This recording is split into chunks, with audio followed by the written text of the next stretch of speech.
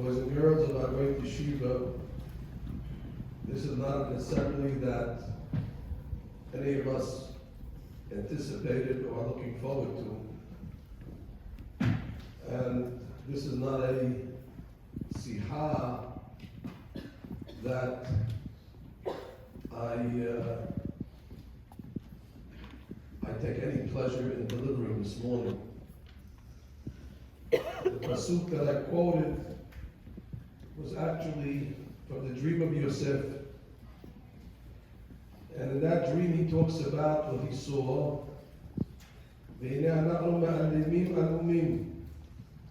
Simply it means that there were bundles and sheaves of wheat. And we were bundling the sheaves of wheat in the field. There was a great rabbi called the Esh Kodesh. He was referred to as the Admor MDYHS. He was one of the great Hasidic rabbis. He lost his family in the Holocaust. I want you to know that what we're commemorating this morning, unfortunately, is not an isolated event.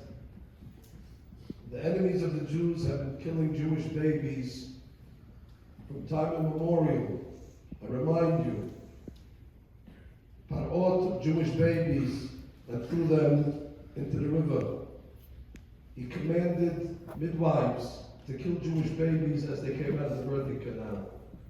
This is an old pastime of our enemies, to take the most innocent and the most vulnerable amongst our people, and without any mercy and with great unprecedented cruelty.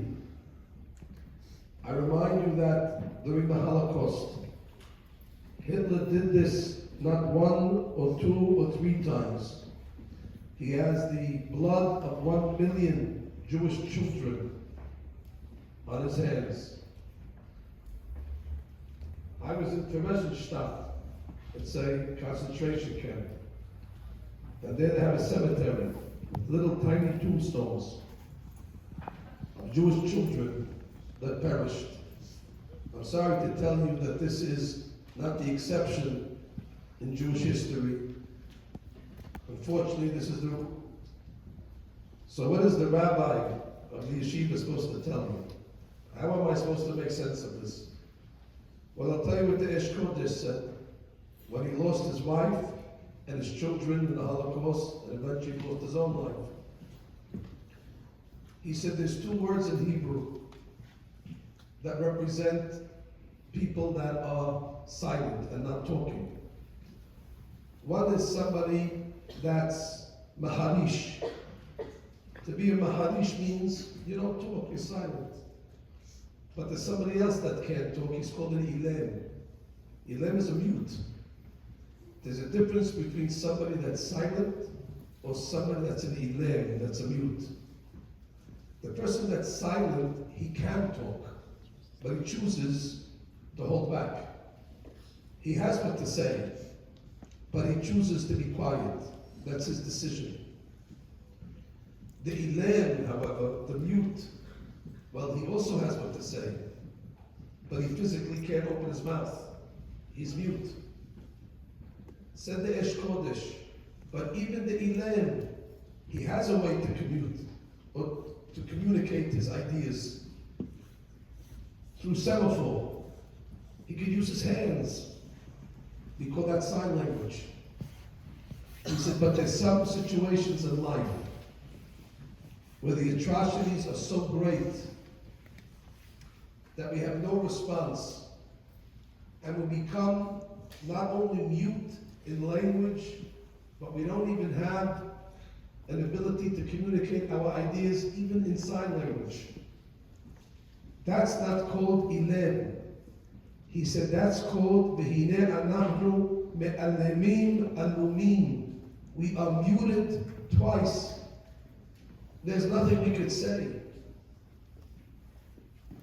Is a rabbi of yeshiva supposed to come and make logic of the illogical? Is the rabbi of the yeshiva supposed to make sense of something that's beyond the scope of human intellect and human decency? Is the rabbi of the yeshiva supposed to make sense of the barbarians? Our reaction is what the Ish Kodesh said.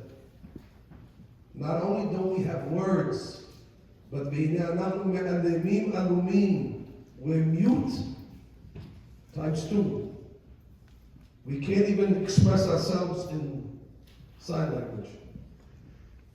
We have not what to say, but to put our heads down in mourning.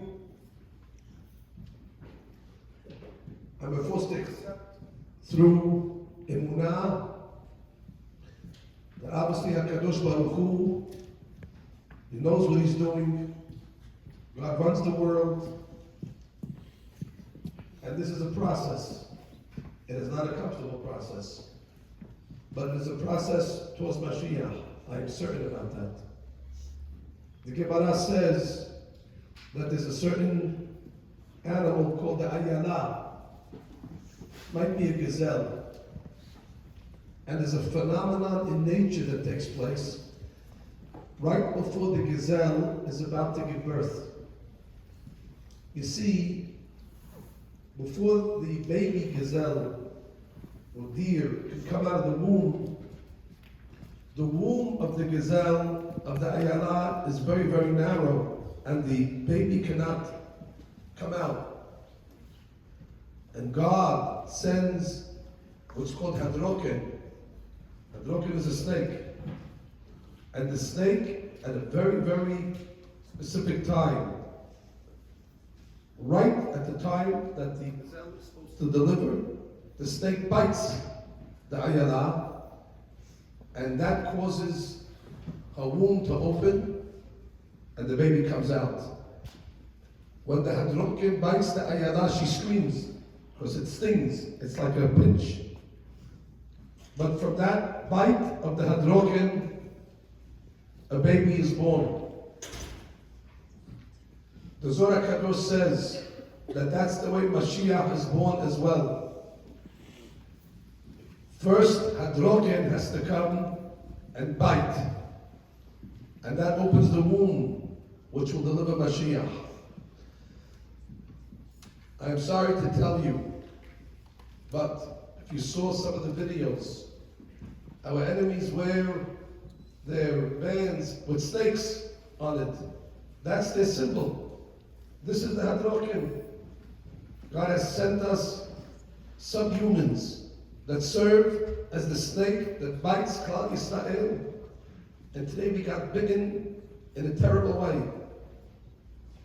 However, these bites of the Hadroken open the womb, which ultimately bring us to a redemption. Va'omar lach b'damai chayi, b'damai chayi.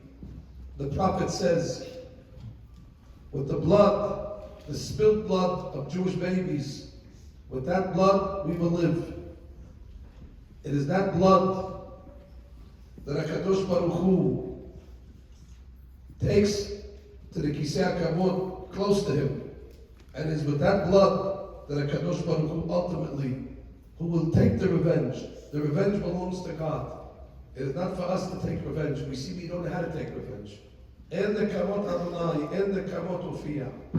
Only God is able to take revenge, to exact the real punishment, not only for today's Hadroken, but for the Hadrokens of history. And that day of revenge, the day of Nekama, is coming. Borei Olam will settle all these scores. It is for us to recognize that what happened today has brought us one step closer to the emergence of redemption. When a lady's giving birth, she screams, but from the screams comes a baby. Today we scream. Today we have tza'ar, and the tears, like a mother that cries at terrible, terrible tragedies that are in front of us. But it's from these crying and these pains that we go through, it's called Hevnei Mashiach. The Mashiach is born. There's no doubt that these 4 Kiddushim, amongst the other Kiddushim, the millions of Kiddushim, these are the 4 that we know today. It does not detract from anybody else. Every Jewish life is significant. I want you to know the way we look at Jewish life. Because when you see the disregard for life, God forbid it can have an influence on all of you kids. I want you to know the way we think. Halakha. There is nobody holier in the Jewish people than the Kohen Gadol. And there's no holier day than Yom Kippur. And there's no holier place than the Kodesh Kodashim. And the Kohen Gadol on Yom Kippur enters the Kodesh Kodashim to pray for the welfare of the Jewish people. Arguably, it is the most strategic moment of the year. Bnei Israel anticipate that moment that the Kohen Gadol will talk to God and bring the Ketoret to bring atonement to the Klal Yisrael. Halakha, the Kohen Gadol is walking to the Beit HaMikdash on Yom Kippur, and he sees a body, a Jewish corpse, and the body's lying in the street, and there's nobody to bury the body. Halakha refers to that body as mit mitzvah. What does the halakha say regarding the Kohen Gadol's responsibility? You know what I would have said? Listen, you have a busy day ahead of you. If you tend to this body, you'll become impure.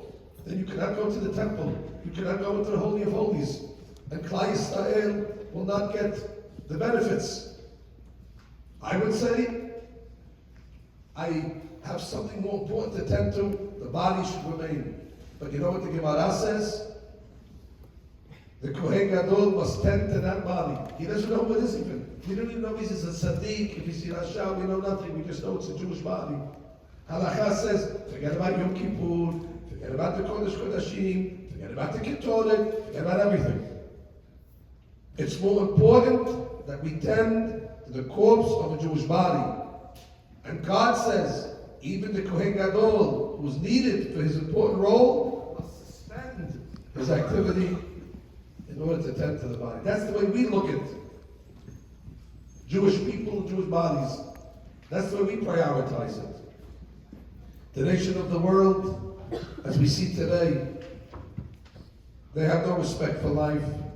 They have no respect even at the time of death.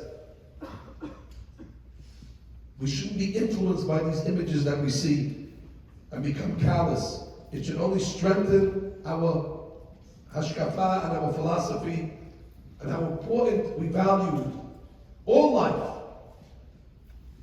Our Torah says, even Shabbat, that's so important. But if God forbid somebody's life is in danger, we put Shabbat on the side. We put Yom Kippur on the side.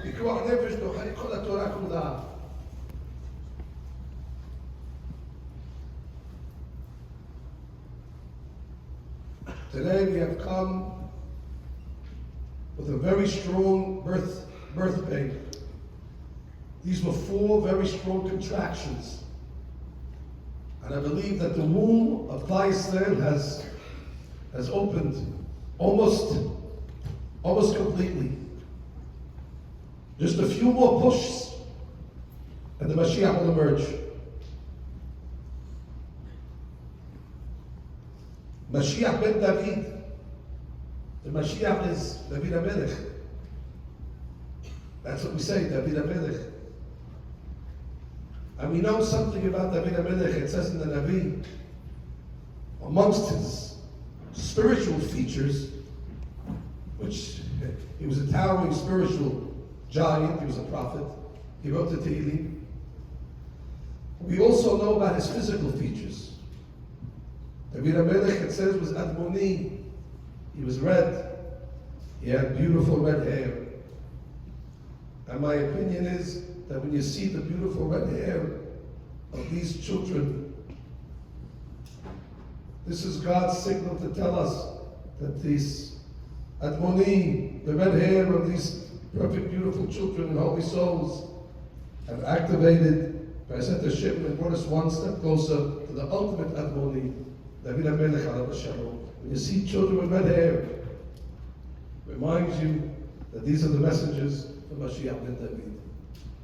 The Midrash says in Tehillim that there was a father walking with his son. And his father, the son asked the father, Daddy, when are we going to reach the city? He said, when you see the cemetery, then you know you're close to the city. The great Rabbi from Panovich said that when Klal Yisrael sees the cemeteries and sees their bodies being buried in Jewish cemeteries, killed by our enemies, then you know we're almost home. Then you know you're close to the city. Well, today, we have come one step closer to finishing this process. This process has lasted for close to 2,000 years.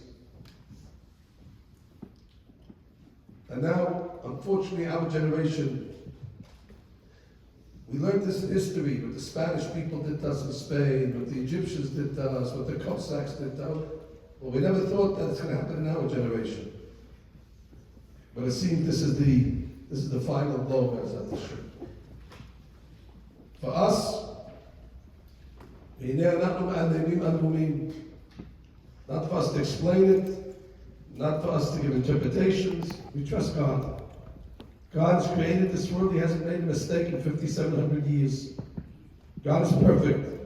We know that God knows exactly what He's doing. And if we have questions, when the Eliyahu Navi comes, we'll ask him all our questions. But now, it's for us to commit ourselves to the principles of Torah and mitzvot and faith, blind faith, even when we don't understand. Sometimes the Eshkot is said, you have to be the Ilim, you can't talk. To come along and explain it, rationalize it, and give a pirush, we cannot even explain it in semaphore. However, said the Eshkodesh, that the Jewish people will rise from this silence. Jewish people always rise. No matter how much they torment us, Klal Yisrael always rises.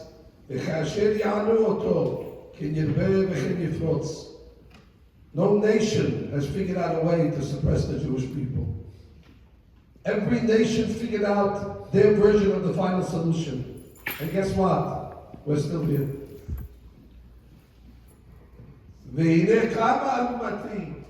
Through our silence and our muteness, we have risen and we continue to rise. But I will say one more thing that the Ish Kodesh didn't say.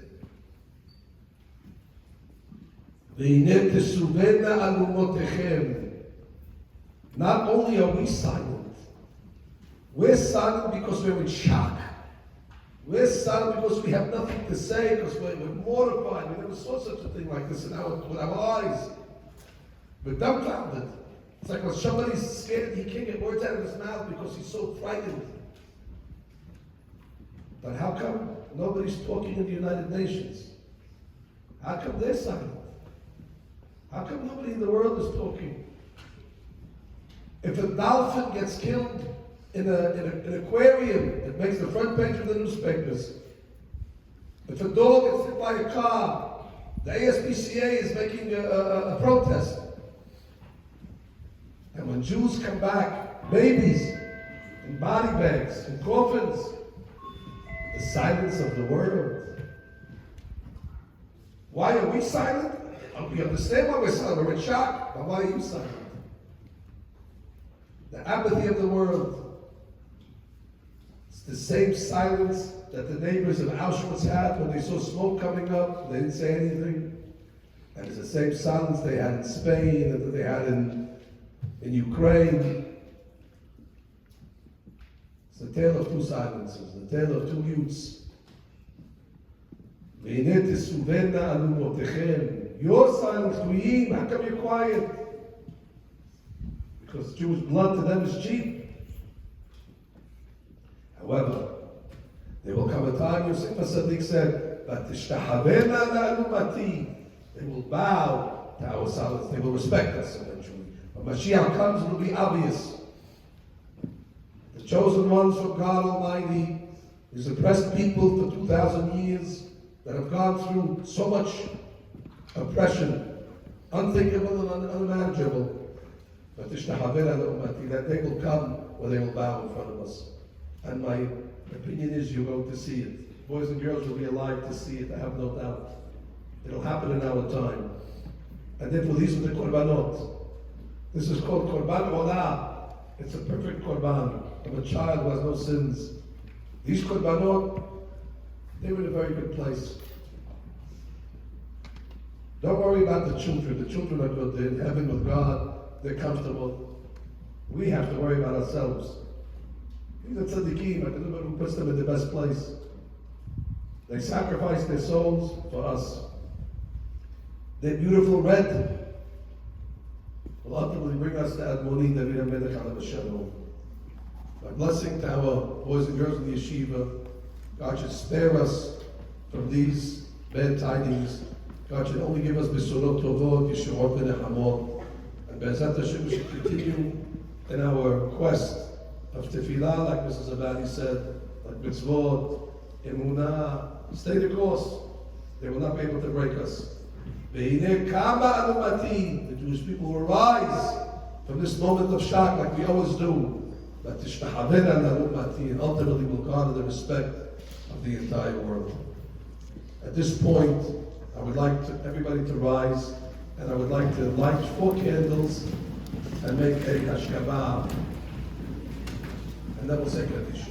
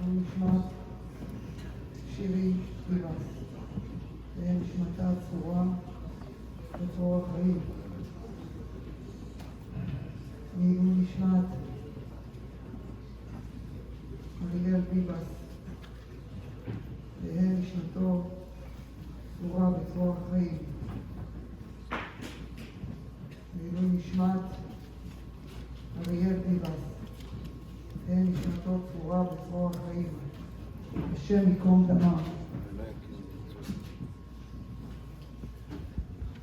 אשת חיל נמסר, ודחו וגברים וכלה שקר אחר, והבדיות אישי אדוני, ותן לה למנחם, על חובריותה, ויחוס, וחוברי אחר, הנפש, רוח ונשמה, של הקדושים, שנהרגו על קידוש השם, על ידי האויבים והשונאים, אנשי חמאס, יימח שמם והרבה זכרם, ואלו הם עודד ליפשיץ, וגם שילי ביבס, וגם כפיר, וגם אריאל ביבס, רוח אדוני, וניחם בגן עדן, הם וכל בני בנות ישראל, השוכבים והשכבות עמהם, וכל הרחמים והסליחות, וכן ירצו ולומר אמן, קדיש על ישראל.